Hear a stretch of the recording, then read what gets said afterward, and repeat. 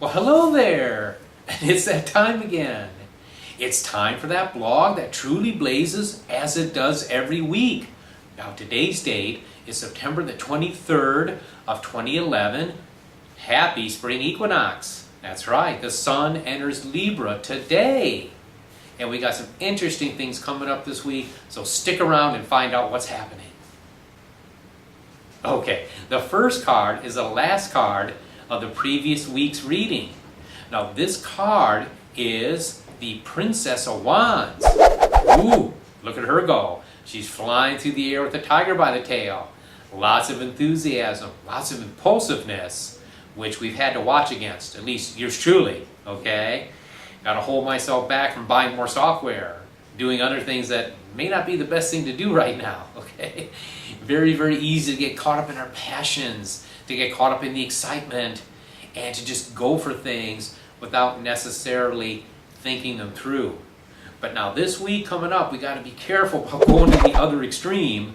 I'm gonna tell you why that is here in just a moment. Okay, the card we're coming into, the energy we're coming into, is the Eight of Swords. Now this doesn't look very good, and traditionally it's pictured as a woman standing in the middle of 8 swords. She's got a blindfold around her eyes, she's got binds on her hands, and she's standing in the middle of what looks like a jail cell of 8 swords. But here's the thing, she's freer than she thinks. She could just flex her wrists and drop the binds. Nobody knotted them. Nobody tied the blindfold. She could shake it off. And there's a path to walk between the swords, but she's not seeing it. So it can be just as real as a physical jail. Now, not only do we have the sun in Libra, we're also going to have new moon in Libra coming this Tuesday. And one of the qualities of Libra is, unfortunately, what I like to call analysis paralysis. So we want to watch against getting stuck, getting into a mode where we can't move freely because we're just afraid to.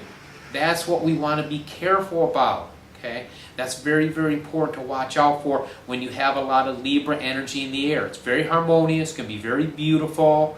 I've got some Libra in my chart. My significant other, she's a triple Libra, okay? So I know all about Libra.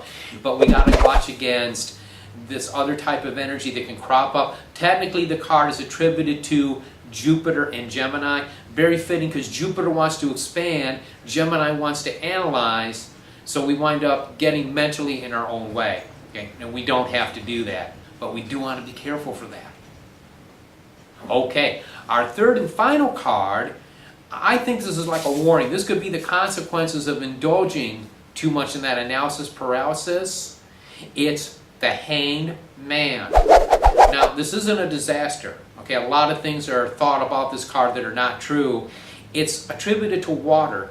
Water is the emotions, our heart, our feelings, our spirit, and our sense of life's course. And this is a symbol of sacrifice. In some ways, we may be sacrificing, giving up some things for a higher realm or for a higher goal that we might have in mind.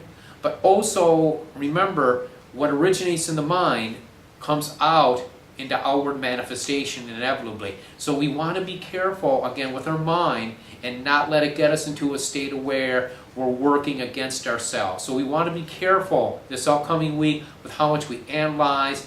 And we want to remember now, too, that depression cannot hit a moving target.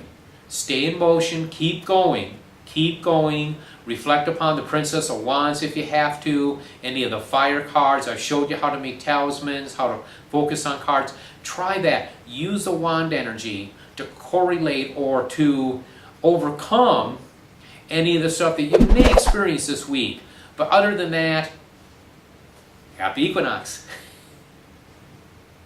Okay, that's it. We've done our 3-card reading. And boy, I love you. I really do. I really appreciate that every week you tune in to the blog that truly blazes, because the blog loves you. Okay. Thank you so much again. Until I see you next week, many, many blessings.